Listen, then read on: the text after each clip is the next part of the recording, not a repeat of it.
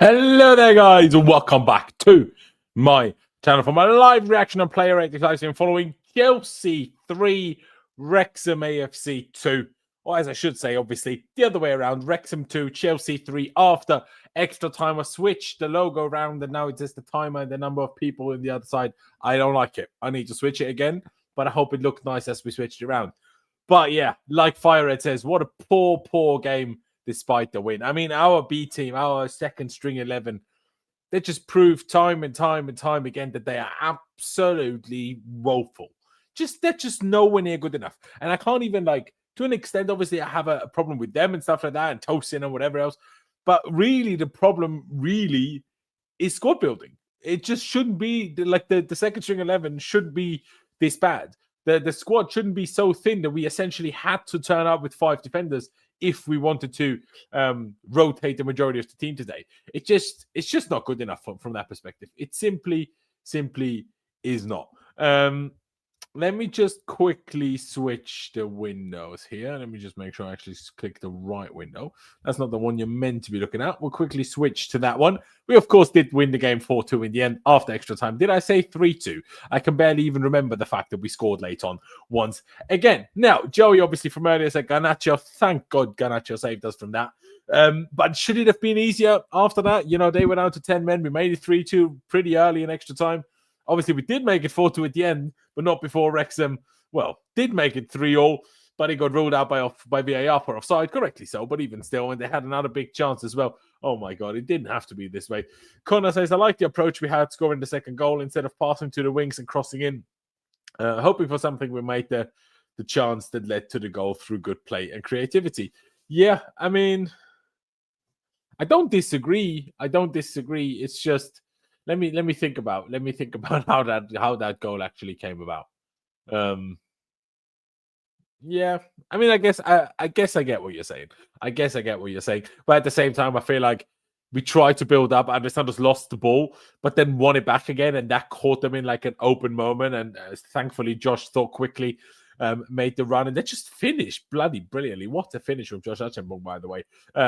Namgal says Wrexham is much better than Spurs. Jokes apart, bringing on PSG. I mean, I hope PSG aren't too much better than Wrexham. Nah, I mean, it will go this way, won't it? It will go this way. And I don't know, I don't know. It's just one of those things.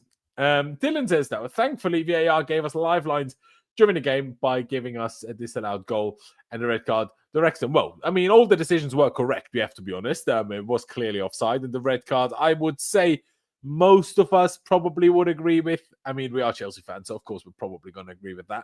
But I feel like most neutrals would also probably agree with that. The fact that there was a red card for Doran or whatever his name is, just before full time or just before the end of the 90 minutes. Andres is looking forward to the PSG match. I am too. But I'm also a bit nervous, I'm also a bit nervous about it. But of course, they lost 3-1 against Monaco yesterday. So was it 3-2 in the end? I don't know. But they lost anyway. But we didn't exactly become famous today either, did we? If we're being totally honest with ourselves. But there you go. I mean, we could just switch over. I do for once have something semi-prepared. So there we go. This was the lineup. Of course, I will have it on a screen in a second as well. But just to show it like this, for now, this is, of course, the starting 11 that we went with. Very interestingly, as we discussed both on our podcast with myself and CFCPys, the link is down in the description, Chelsea and Filter. We also had an episode with CFC Daily just earlier last week after the Arsenal game. So if you haven't seen that, check it out. Link is down in the description for Spotify and Apple. But of course, we spoke about it at length. I spoke about it in the post-match stream after the Villa game. What's happening with the goalkeeper now? Because Rosenior said he doesn't have a clear number one. He will pick the goalkeeper based on the opponent, essentially. And he went back to picking Sanchez today. Who knows who he's going to pick against PSG? I'm really intrigued. I would assume Sanchez, but I'm not sure. And maybe it was just one of those, Sanchez, you had a bad game against Arsenal. Don't let off. Don't think yourself too safe. I feel like maybe that was all it was a message shown to Sanchez a little bit without being super over the top, but just a message shown by playing Jorgensen against Villa. But Jorgensen also did a good job, so I'm really intrigued. Of course, Acheampong, well, you know what? Maybe it's about time I change it into this screen already, because the lineup, we essentially turned up in a 3-4-3. A back five, Hato and Acheampong as the two wingbacks, which was the problematic part. Not only did we turn up with 5 defenders, we ended up with two players that are half centre-backs as wing-backs. You know, Hato is half a centre-back and a left-back. Okay, he can do a job going forward. He's done it in various positions under two managers now. But Josh Acheampong, he was kind of on the verge of turning into a full-time centre-back rather than a right-back. And all of a sudden, he's playing right wing-back. And it just didn't work. Like, we just didn't have the creativity. We just didn't have the quality on the pitch. And it was just a bit of a shambles. Now, of course, you know, in the end, we actually totally switched in our usual shape, right? There was a 3 at the back, then a 2 base in front of that. And then we essentially did this. Sometimes Neto and Acheampong interchanged, and Neto stayed wide and Acheampong went central. That's, for example, how we scored the goal through Acheampong in the second half. But essentially, it became this again. But this is, of course, the problem. Like, you then have a 4 behind your striker where 2 of them are essentially centre-backs. Like, how is that going to work? You're essentially playing with centre-backs behind the striker, right? So, yeah, it's one of those, isn't it? It's one of those. But, I mean, I've seen people complain about the rotation. I personally was quite firm. I'm like, this is almost certainly the last opportunity of the season where we can seriously rest players. The last opportunity. You know, we're now into the FA Cup quarterfinals. I don't know all the opponents yet. I don't know if there's the possibility of another championship side left or not. But most likely, we're going to play only top division teams from now on, Champions League, high-level opposition, and, of course, a really tough run in the Premier League.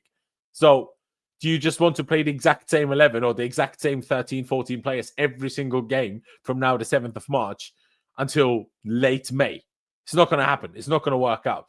So even though we're probably going to have to rotate even in games where, you know, it's going to be more risky to rotate, we then won't rotate as heavily. But today was the last opportunity to really rotate heavily. And I understand that people were like, you know, it's a risk and this and that. And obviously in the end, it turned out to be quite difficult. You know, we needed extra time and everything. But I still think it was the right decision. Chalobah played so many games recently. He needed a rest. Obviously, Fofana can't play too often anyway. I mean, Hato played a lot regardless and only probably did that because Cucurella is now back and probably now coming in for him against PSG anyway. Lavia, of course, getting his first start, playing 60 minutes, which is very nice. Andre Santos playing again, pretty poor, but we'll talk about it. You needed Caicedo and Enzo to be given a rest. And, you know, the thing with the 5 centre-backs, if you don't have the 5 centre-backs, you essentially need to play Enzo Fernandez because who else is there, you know? I mean, you look at the bench that we had. You had, obviously, a backup goalkeeper. You had Reece James and Malo Gusto, Chalobah, Cucurella, Essugo, who hasn't started a game or hasn't played a game since July. I think he hasn't started a game since July. I think he might have featured once since. Dario Essugo, Joao Pedro, of course, and then Mark Yu, who was the sub that got the most minutes, who is a key in it of himself. But who do you have? You know, we left Enzo and Caicedo at home to give them rest, which they fully deserve. And if you would have had to bring Enzo and start Enzo, you know, it's not ideal, is it? And I go back to it how many times, guys? How many times do I go back to it? We just don't have the squad depth. We just simply don't. You know, we have a couple of injuries. Esteval and Gittins are unavailable. And essentially, as soon as that happens, we can't rotate games anymore. Because Cole Palmer, whether he's fit or not, like whether he's in his, you know, injury situation, injury struggles as he has been recently or not, he would not have played in that game today. You know what I mean? And then we just don't have a backup player for him. You know, we just don't. We had Buonanotte, who Buonanotte became the replacement for Kiernan Dewsbury-Hall, who we sold to Everton. Kiernan Dewsbury-Hall already wasn't good, but Kiernan Dewsbury-Hall was a whole lot better than Facundo Buonanotte was. And Kiernan Dewsbury-Hall and Facundo Buonanotte are a whole lot better than no one. You know what I mean? Like, it's unbelievable. It's genuinely unbelievable. That is the reason, because we let Buonanotte go without replacement. That's why we played with the team that we played with today. And it's just not great. It's just not great. Nacho says, horrible challenge, clearly a red. Yeah, very much so, to be fair. Excuse me. Dylan says, it's better to see opponents getting red cards than Chelsea getting red cards due to the amount of red cards Chelsea have been receiving this season. Yeah, very much. You still sound like AI to me, but yeah, appreciate it, Dylan. We did not have our strongest squad today, unlike PSG. Yeah, they only rotated minorly. I think they rotated a couple of players, but not a lot. But what is different about it, though, is they obviously don't have a league game next weekend while we play Newcastle. So, yeah, we needed to get our rest in somewhere. Nacho then also says Santos was decent. Lavia was really bad. I disagree with this. Honestly, Santos, I didn't notice he was even on the pitch until about half an hour in. Now, I'm not saying that he's fully on Santos. I'm sure that's partly on me as well. But I'll tell you that much, I did notice Lavia a lot. You know, I'm not saying he was great necessarily, but at least I felt like he was on the ball and got on the ball, but I felt like Andres Santos was just hiding or not really getting on the ball anyway. Andres saying Pedro is a beast. Yeah, he is. Shame that he had to come on. I wish we didn't need him, but it was good that if he came on, he scored a goal. But, this is, in the end, the team that kind of played because obviously we did have a lot of possession. On that note, let's head over to the stat sheets. You can obviously see the momentum there, mostly on our end, but you saw Wrexham had their moments, and interestingly, their biggest moments were not the moments they scored, including that one at the end. And they obviously did have that extra time goal disallowed. They even had more XG than us, despite only having 32% possession, which is pretty damn unbelievable, if I'm being totally honest with you. Less XG than a championship team is pretty crazy, even with as weak of a team in quotation marks as we did field, because we spent 2 billion on the squad. So the backups shouldn't be as bad as they are. They really shouldn't. But they are, unfortunately. We did have more shots, only just about. 2 more total shots, 2 more shots on target, 1 more big chance, supposedly. Obviously, a whole lot more passes, but honestly, the large percentage of these passes was between the centre backs, and the full backs, and maybe one of the midfielders. But that just really wasn't to it. Obviously, we won ever so slightly less duels. I say ever so slightly, 54. Bloody legasthenics. To 44 ground duels. They won ever so slightly more in aerials. It was quite clear. But there you go. 12 successful dribbles on our ends. Alejandro Garnacho being the man of the match, according to FormWeb. But I guess let's just get to the ratings, shall we? I mean, we did obviously make a lot of subs. We'll see how we discuss those. Obviously, some of them more so than others. Obviously, the first one's coming after 65 minutes, so those people definitely need to be talked about. We start with Robert Sanchez. Didn't look great on the goal he conceded, did he, guys? Didn't look great. He was kind of caught in no man's land, but as much as there's a lot of reason to often be critical of Robert Sanchez and whatever, I will say as much that I'm like, first of all, the striker had a really good first and second touch and finish as well, but especially the first and second touches what made it. And I say that slightly brutally now, and people will probably think I'm stupid, and people will maybe think I'm stupid for thinking that Sanchez could think this way, but you got to think we're playing a championship team. So them doing something very, very good is also difficult for a player, for the goalkeeper in this case, to predict. I can very much see why he decided to be aggressive, thinking that the striker might have a heavy touch and then he can come for it and clear it. But he had a perfect touch, and therefore he got caught kind of in no man's land, which wasn't great. Unfortunately, it wasn't great. So he did make a couple of other decent saves, but nothing outrageous, I'll be honest. Nothing outrageous. The passing wasn't brilliant either from him. I'll give him a 5.5. 5.5, just about below average. I don't think the mistake, if you want to call it that, was big enough to go for a full rating below the average one, because I did think he had positive moments, so I'm giving him a 5.5. But, it wasn't great. And it wasn't the type of performance where I'm like, yeah, I need to see Sanchez against PSG no matter what, But let's see what Rosenior does for that. I need to talk about him. Tosin Adarabioyo. I don't like to be a hater. I don't like to just ruin, have agendas and just be constantly negative about certain players. I really just don't want to be like that. But I really and truly hope that Tosin Adarabioyo has played his last game and minutes for Chelsea Football Club today. He cannot continue. He cannot.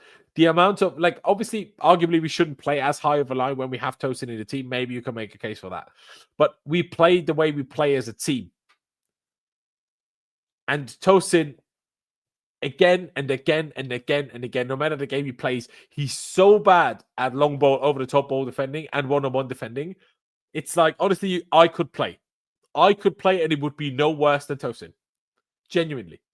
He's so slow. He's so lethargic. He's so immobile. He's so weak. Even though he's so tall, he's not even good in the air either. It's so pathetic how poor he is. He was captain as well today. I know, who else do you give it today, right? You can't give it to Pedro Neto after he got sent off in the last game. And who else do you give it to, right? Barely anyone there that's been here longer than 6 months or a year in terms of the team that started today. But could have given it Sanchez, I suppose. Do you know what I mean? But you dropped him in the last one. But yeah, no. Tosin. I'm giving you a 3. People will probably go lower, but I want to keep my 1s and my 0s for really, really special occasions. And today was more of a case, rather than, other than obviously that first goal, rather than that Tosin was like consistently making really bad things happen. It's just, he makes the team uneasy. He makes the team slow because he's passing from the back. He's by Maresco already, and now by Rosenior again, deemed as kind of like the backup central centre back behind Trevor Chalobah. Levi Colwill, and now in the end behind Trevor Chalobah, because Chalobah kind of ended up being the one to take over from Colwill because Tosin couldn't hack it, and now Tosin can't even hack being the backup to not only to Colwill but to even Chalobah, and he's even too bad for that. And honestly, it needs to stop here. I know he's best friends with Cole Palmer. I don't know what that will do to Cole Palmer if he had to leave or what, but it's not pretty. It really, really isn't pretty. Big Benoit Badiashile, similar thoughts, honestly. Not as bad, in my opinion. Good passing range, or passing stats, I guess. 119 out of 126. 3 out of 6 long balls, decent. 2 out of 2 ground duels, 1 out of 1 air duel. I guess it's decent, but it didn't feel like that. I'm sure if I look at his stats, they're good as well. Same passing accuracy. Half long balls, less good with the duels, which is fair enough, especially once Kiefer Moore was on. Obviously, an absolutely massive guy. Not easy to beat in duels, that's for sure. Badiashile, I'll give him a 5. I do think he was better than Tosin, but I'll give him a 5. I don't think it was good enough, if that makes sense. I really don't think it was good enough. Yeah, honestly, Badiashile is one of these players, like, he looked good when he first joined Chelsea. He really did. And I enjoy calling him Big Ben and everything, but it's been too long now. Like, he's been here since, 2023? It's going to be more than 3 years. And he really hasn't kicked on at all. He's arguably as bad, if not worse, than he was when he joined us. So it arguably should be it for him as well, but I'd always pick Badiashile over Tosin. Mamadou Sarr started as well. He was the first one to be subbed off for Marguiu to make the team more attacking, I guess. I took this as he's more likely to be involved against PSG, and that's why he was the first guy to be taken off. But he wasn't great either. I'll give him a 5 just as much. Honestly, I barely noticed him on the pitch. Good passing, sure. 1 dribble, 1 out of 2 long balls. Ground duel's not great. Honestly, I haven't really seen what people have told me that I'd be seeing from him. So I'm still a little bit confused and a little bit undecided of what I make of Mamadou Sarr, if I'm being totally honest. But there you go. Now, could I switch it around to the way it was before? Maybe. But I just go with them up here. I'll go with Hato. Hato. Do I think he was necessarily standout bad? No. But was he good? No. I mean, 89% passing accuracy, 1 out of 2 dribbles, 0 out of 1 crosses, 2 out of 3 long balls, good actually. 2 out of 5 ground duels, okay. It's not great, is it, against a championship team, really. 2 out of 3 air duels. By the way, today is his birthday, so happy birthday, Joel Hato. Shame you weren't on the pitch anymore when we were winning, but still happy that we won, I guess. Hato, I don't know. What are you guys feeling? I need to look at the chat again. Let me see. You thought Hato was good? There you go. Yeah, I'm thinking 6. Tosin should have come off instead of Josh. Yeah, instead of Josh or instead of Mamadou Sarr even earlier. I mean, got to run, mate. Appreciate you, Andre. Appreciate you for tuning in. Have a good one. I hope he plays this last set of minutes as well. There you go. Tosin is more of a liability than even Sanchez. Yeah, dramatically more, in my opinion. Dramatically more. We need top 4. We are so close. I think we'd beat Everton and Newcastle. But we need top 5. But yeah, we got the ball a lot, but his passing was atrocious. Was that atrocious? I'm not sure if atrocious is the word I'd use, but there you go. This is the time of year where our top players earn the pay and turn up the gas. Well, hopefully, but also not too much. Hato and Neto were getting done when defending on that right side. I mean, Neto should really not be blamed for that today. He was not the wing back, but there you go. Big up yourself. That was hard to watch. Happy for the win. We move. Yeah, absolutely. Absolutely. I mean, Neto was getting beaten, but he should not have had any defensive duties, really, with a right wing back and a right centre back behind him. In particular, in the first half, obviously, we switched away from having a clear as right centre back later on. But I'll just give Hato a 6. And then we'll look over to Josh Acheampong. We'll look at his stats from in the game as well. Of course, scored absolutely gigantic goal. The goal that, well, made it 2-2 so soon after they made it 2-1. Took us into extra time as well. Saved that. Well, arguably, Josh Acheampong saved us from embarrassment at least as much as Alejandro Garnacho did today. Arguably, at least. 48 out of 53 passes is pretty good. Had only one shot. Scored and rifled it into the roof of the net. Absolutely brilliant. 1 out of 2 dribbles. 0 out of 4 crosses. Not great. He didn't feel like he trusted himself. He didn't feel like he wanted to cross the ball. It was a bit of a shame, if I'm being honest. A bit of a shame. Ground duels, 1 out of 4 is not great. 1 out of 2 aerial duels is okay, I guess, but 1 out of 4 ground duels is not fantastic. But he did score. He did score, and on the basis of that, now I like him, and I'm very positive about academy players, but I don't want to overdo it. I just don't want to overdo it, if I'm being honest. Like, he scored, it's great, but he also didn't have that good of a game, if I'm being honest. And it's harsh because he's obviously not a right wing back. So, you know what? Actually, I will change my mind. I will give him a 7 because he's not a right wing back. He should not be playing in this position. And the only reason he is because our squad depth is absolutely pathetic. But he played in a position he's not used to. He's played in a position he's not that good at. And even though he wasn't great, he scored a hugely decisive goal for us. So, big up yourself, Josh Acheampong. Now we get to Romeo Lavia, and let's see how atrocious the passing truly was. 93%. I mean, it really wasn't that atrocious. He misplaced 5 passes out of 71. I would not call that bad. I will tell you that much. 1 out of 4 long balls, of course, could be better. He did overhit a couple, but I don't know, man. Andre Santos should be in the juice. Andre Santos played a lot of games recently. Until the last couple, he was even one of the main starters in midfield. While Romeo Lavia is basically, he's been injured again now for 3-4 months since October time when he last played, maybe September. And before that, obviously, long injury absentees. It's not a word. Absentees as well. So I wouldn't be too harsh on him. I'm not saying he was great, but I don't think it was bad either. But he got booked. 0 out of 3 ground duels. No aerial duels contested. Probably not fully trusting his body yet. I will give him a 5. I'm not going to give it crazy low. But I don't think it was good, and I don't think it was good enough. But maybe it should be with some sort of dot rating, I guess, because of his being a comeback. But we can't be too nice. Andre Santos, though, I felt similar, and he doesn't have any excuses. Like I say, he should be in the juice. Well, no, actually 1% better, but very similar passing accuracy, 111 out of 118. Obviously, he played much longer with playing the whole, 120 minutes. But it didn't, while they were both on the pitch, it certainly felt like Lavia was on the ball a lot more than Andre Santos did, at least to me. 0 out of 4 crosses is all right from his position. 1 out of 3 long balls. 4 out of 5 ground duels. That's a whole lot better than Lavia was anyway. I don't know, really. I'll give him a 5 as well. I can see that he was maybe slightly the better of the two. But like I say, he doesn't have any excuses for not having been good. While I feel like Lavia does have some of these excuses. Do you know what I mean? Unfortunately, Joel, that you joined a little bit late. I kind of did go into that earlier.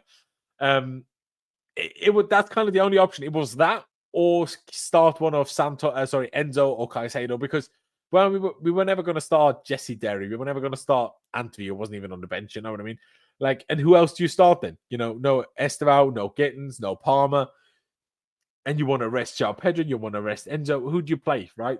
That's kind of how we got into that situation, I feel like. After resting as many players as we did today, I think we have a great chance to pull off a result at PSG. Hopefully, at least we don't lose. Our players have picked up a new era. They've never locked in at kickoff, always sleeping. Yeah, it is kind of true. I confused Hato with Acheampong. Hato wasn't helping Garnacho. Garnacho was completely isolated and still managed to cause trouble. That only changed when Cucurella came in. Yeah, that's fair. Big up yourself. No context, 1580. I have a feeling I know who you are, but yeah, big up yourself. Joe says, is Coley injured? No, he's not injured, but obviously we know he's still dealing with an injury, that he's not fully over. He's coming back to fitness. He obviously played the whole game against Villa, so he was never going to be involved today. Who has excuses against Wrexham though? Not trying to belittle them. I'm never sure where I fully stand on takes like this. Like obviously you make a fully valid point. We're a Premier League team. We're fighting for the top 4 in the Premier League. We're in the Champions League round of 16, and people are giving us a chance to even make it through to the quarterfinals, where we could play Liverpool, who are certainly not better than PSG and not better than us. So we couldn't even make the Champions League semi-finals all of a sudden, right? Could have played Reece, mate. He already just played 90 minutes in 3 days, and now it's another 3 days later. You couldn't have played Reece. Like, he was the last guy to have played. Sorry, bro. Gusto maybe, but not Reece. But I do always want to say these types of games, especially because they got that early goal. This is the biggest game probably in Wrexham's history. Maybe that's a stretch, but certainly in Wrexham's recent history. They're fighting for promotion. They even rested a couple of players as well, but they gave everything. Yeah, like even with 10 men, like at the very end, just before Joao Pedro made it 4-2, they were causing us trouble. Serious trouble they were causing us. And I feel like it's often underestimated. Football is not just about quality and ability and quality of team. Football is about momentum. Football is about desire. Football is about passion. Football is about, commitment, and commitment in games like this. The second string 11, you don't want to get injured, especially your Lavia, stuff like that. Well, for them, this is the be all and end all. It doesn't get bigger than this for them. So they have to do what they have to do. They just simply have to. And I felt like you could see that. That's why, I'm not too harsh on that. Like, I'm obviously not happy, but I can't be too harsh on them. But there you go. Now, let's move high up the pitch. I'm going to have to wrap this one fairly short because I kind of need to toilet. And because I'm streaming on my own, what can you do? But I'm trying to keep going as long as I can, I'm telling you. Alejandro Garnacho scored a big goal. Big goal at the end. How good was he overall? I mean, it was good, but it wasn't incredible. Let's call it that much. I mean, got former player of the match, though. Played the whole game. Was busy all game. Was active all game. Passing could obviously be a bit better, let's be honest. If you have 83%. But it's also not bad as an attacker. 4 out of 7 shots. I mean, 7 shots is something. But, he had more than half on target. Was one of our dangerous players. 3 out of 6 successful dribbles. Crossing a bit more bad, but he had some good crosses in there that didn't meet anybody. Not that necessarily down to him. 7 out of 7 ground duels. Bloody impressive. Bloody hell. Decisive goal. 3 out of 3 dribbles. 7 out of 7 ground duels. I mean, I know it's Wrexham and stuff, but take a bow, Mr. Garnacho. 7.5. I'm not giving out an 8 here. No. Sorry. When I gave Acheampong a 7, I kind of half forgot that we played a championship team. I can't lie. 6.5. He's not getting more than that. Garnacho's getting a 7. He's not getting more than that. We'll leave it at that, right? Pedro Neto, I mean, he tried. He was active. What do you do about that, right? What do you do about that? Really, I want to give him like a 4. But it does feel a little bit harsh, and it does feel like I'm acting on an agenda. 92% passing accuracy, but only 1 shot and 0 on target. Compare that to Garnacho. 4 out of 9 dribbles is more completed than Garnacho did, but Garnacho had 3 out of 3. Well, he had 4 out of 9. It's not great, is it? Again, against a championship team. 1 out of 10 crosses. It's more than Garnacho, I guess. 5 out of 12 ground duels, though, compared to 7 out of 7. So make of that what you will. Yeah, I will give him a 4. I don't know. I'm not buying it. I said it in our podcast as well with Pys just the other day. I mean, maybe we do. Maybe we do. But I feel like I didn't have one for a long time, and I'm getting it more and more and more. Like, Pedro Neto cost £60 million. £60 million. And he is significantly older than the large majority of this team. Pedro Neto is 25. I compare that to Garnacho, who's 21 and cost 20 million less. And I feel like people are more mad at Garnacho when he doesn't play very well than they are at Neto, who costs more and is like Pedro Neto is at an age where he should be entering his prime. Not only should he not be like a kid anymore, he should be entering his prime. And if that's his prime, no. I'm not having it. I'm not having it. I didn't realize I've been running around with this Abby the whole time. I don't even know who that is. Is it Gary Neville? Is it Rodri? One of them. Kind of looks like a mix of the two. Bit weird. Anyway, he was running back and defending a lot, ran his socks off. It was really good. First goal was more Garnacho goal than it was another goal. Yeah, it's true, actually. It's true. You know what? I forgot about the first goal essentially being his goal as well. I will give him a 7.5. Even though it was Wrexham, I will give him that. Essentially caused 2 goals. Am I going to give it to him officially? No. But, one of those. Liam Delap, I mean, he did well, to be fair, on the build-up to the first goal that we scored. That was good. Or was it a build-up to the second goal? I think it was the first one. But otherwise, I mean, get him in the bin, mate. Get him in the absolute bin. And honestly, he got even worse once you got on. He even had less idea of how to impact the game. I mean, he had 12 passes. How many touches did he have? 28. Honestly, it's more than it felt like. 10 of those accurate is fair enough, to be fair. 1 out of 4 dribbles, that was that one I was talking about. Must have been 4 out of 11 ground duels. Is pathetic. Why were you in no aerial duels out of the 1? It's pathetic. Honestly, no, I'm giving him lower. I'm giving him a 3. I'm giving him a 3, and I'm giving Tosin. I'm giving him a 3.5, because Tosin a 2 is a bit too much. So I'm giving him a 3.5. So he's a bit worse than Neto, even, because Neto was more active. And I know Neto, but Delap had one really good, actually good moment. Nah, it's still like, Delap was not joining to be like a clear backup. He was definitely not joining to be like a clear backup today. Or at Chelsea. But he's so far of Joao Pedro, it's genuinely a disgrace. Like, it genuinely is a disgrace. You know what I mean? So, yeah, it's not great. I'm not particularly happy about it. But that is the starting 11. Let's go through our subs. 58th minute, first substitution we did make was... wrong screen. We took Mamadou Sarr off for Mark Guiu, which, of course, changed things quite dramatically. So, therefore, I will, remove him because otherwise things just don't make any sense anymore. Do I really know what supposed formation we were trying to play after that? No. I could not tell you. I don't know. Was Guiu here? Was Neto inside? I think this is probably closest to it. Was Hato still that high then? Was Hato arguably more creating like a... Maybe it was like this?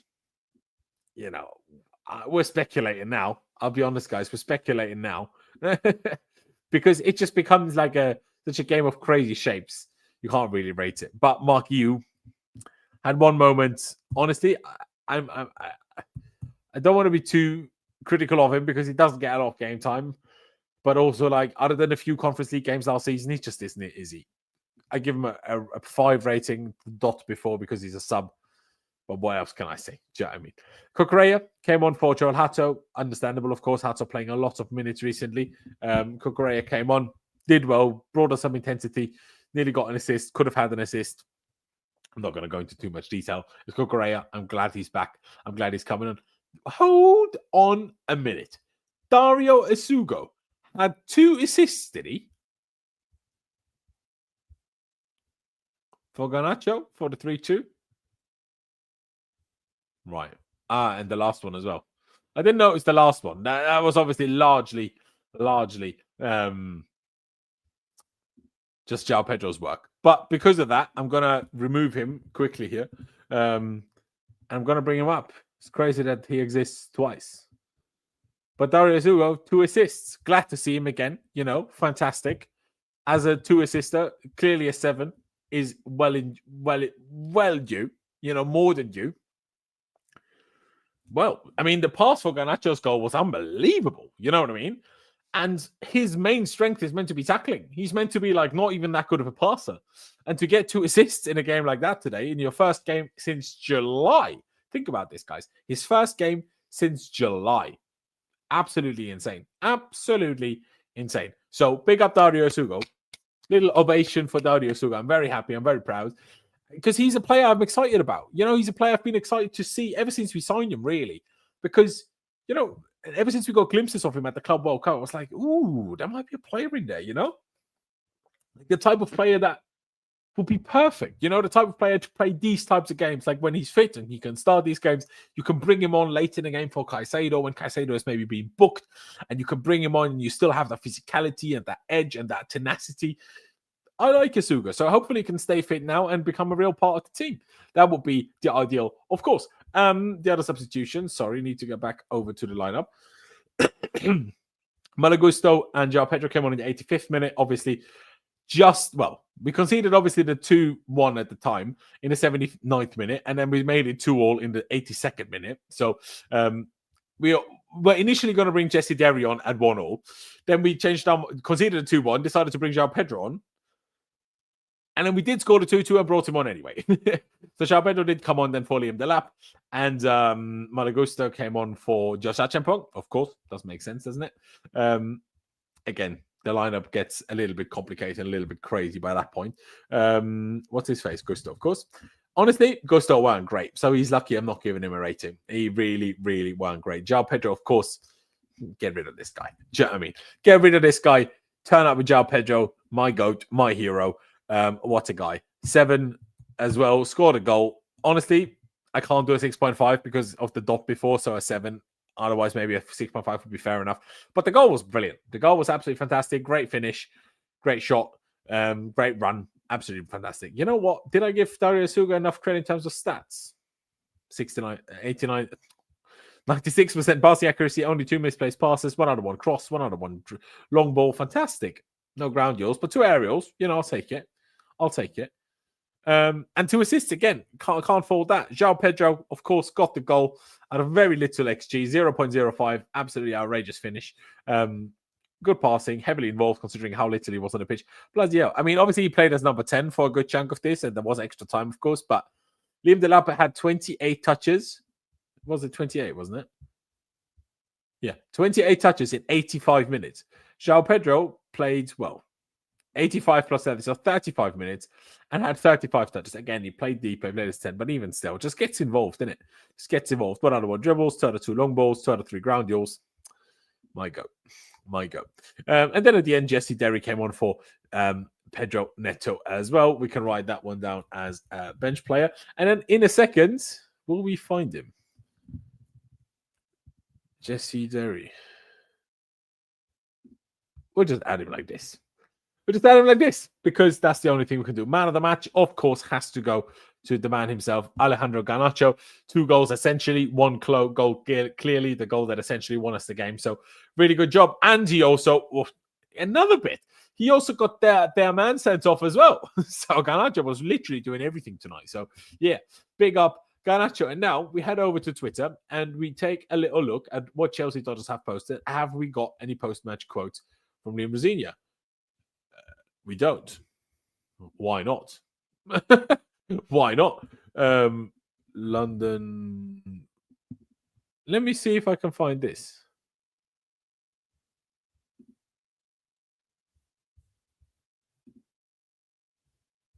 I think maybe Chelsea Dodgers just tired today. Because we do have the quotes. So wait, let me check on Daily, now that he's my friend and we've done a podcast together. There we are. See? There we are. So what am I saying? But Garnacho tells BBC it's an incredible win and one of the hardest games this season. Fair enough. Michael Richards on Wrexham's disallowed goal. Inches. No one wants to see that being given offside. Well, I did. I'll tell you that much. I did. Rosenior on Lavia, you can't expect perfection from a player who's been out for 4 months. No, you can't. Wrexham boss Phil Parkinson on the red card. In the second half, I think we were a better team. I was confident we were going to win. The referee gave a yellow. I'm not sure of the rules. It's the first time we've had VAR, and it has to be clear and obvious to overturn it. I think the referee could have just kept it at a yellow. He couldn't have, mate. But fair enough. They're not used to VAR, so I get it. FA Cup 6th round, so the quarterfinals will be the first game back after international break on April 4th, 5th. Fair enough. And then we see the first quotes. They're both correct decisions for me. I know it's frustrating. Any challenge that's dangerous is a dangerous challenge. Any challenge that's dangerous is a dangerous challenge. Mate, who are you? Fucking Michael Owen. And if you're offside, you're offside. I mean, it's true. It doesn't matter how small the margins are. we need elements of luck today because Wrexham were that good in terms of their performance. I mean, they were, but I don't want you saying it like that. I mean, that's all I'm saying. Rosenior on extra time having an impact on PSG, I assume. No, I don't think it will be because of the way that we are rotating. I don't think that will be an issue going into PSG. The most important thing is that we are through. We were through this round, which is true, of course. Rosenior, I've got some very, very good players. I've got a very, very good squad, and we just need to keep working in this way to get where we want to be. I mean, I don't know about that one as much, bro. I'll be honest, but it is what it is. Garnacho just describes it as one of Chelsea's toughest game of the season. Rosenior says, I agree. That's every reason why the FA Cup is what it is. I think they were magnificent in the energy and how brave they were in the press and how they played. And we had to be at a high, high level. We were pushed all the way by a very good team. You've got to show character as well. And we did that part, to be fair. No, to be honest, nothing new, blah, blah, blah, blah. It's a good place. Ale's in a great place. His goals, his energy levels for 120 minutes were magnificent, considering he played a full 90 on Wednesday. It's a really good place, and it's really, really good to see his form at this important stage of the season. We talked about the decisions, like control down.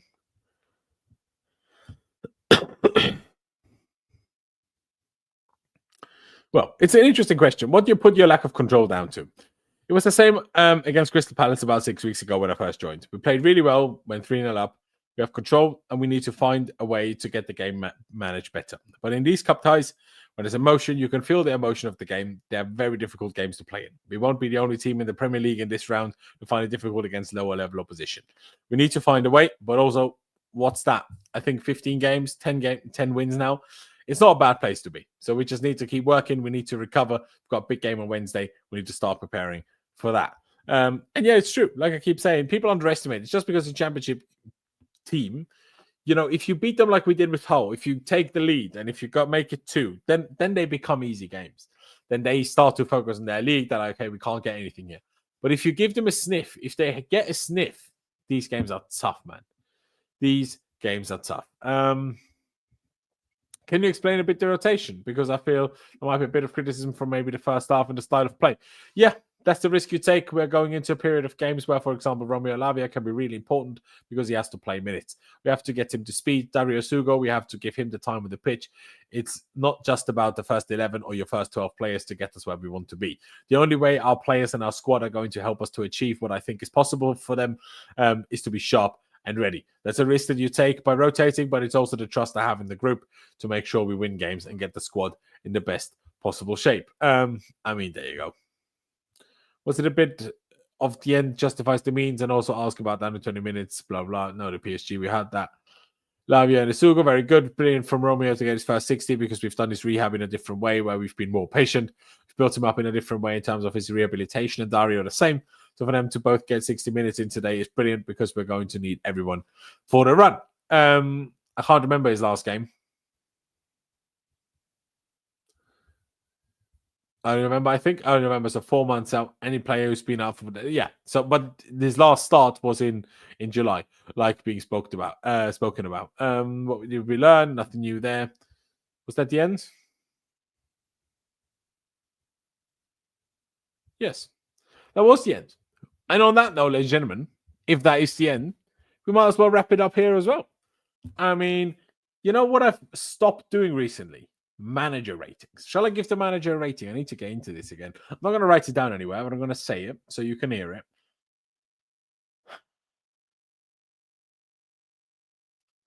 6.5. And 6.5 because I backed the rotation. And he didn't waste the subs. He brought subs on that we needed.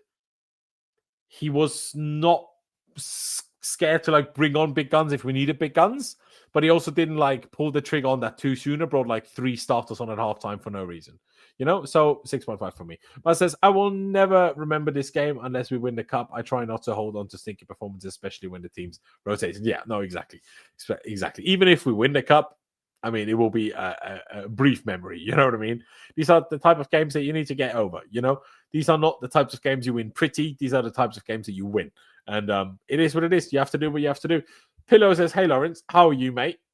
Thank you for tuning in. Janelle? These players have done nothing to show they can even be a good alternative if we have to call them. No, they really haven't. They really haven't. And none of them, really, if I'm being totally honest, like not one of them. Even Andre Santos today, for me, was disappointing today. For me, he was disappointing. But I think on that note, like I say, I'm going to wrap it up. Ladies and gentlemen, thank you very, very much to all of you that have tuned in today. I appreciate all of you. Subscribe if you haven't done that yet. Would be massively appreciated. Hit a like button if you haven't done that yet either. That would be very nice. But yeah, on that note, enjoy the rest of your weekend, ladies and gentlemen. Can't wait for PSG on Wednesday. Looking forward to that. So, of course, do return. Set your reminders to come back on Wednesday for my post-match reaction for the PSG game. But yeah, ladies and gentlemen, thank you guys for watching. Up the Chelsea, upwards and onwards. And I will see you next time.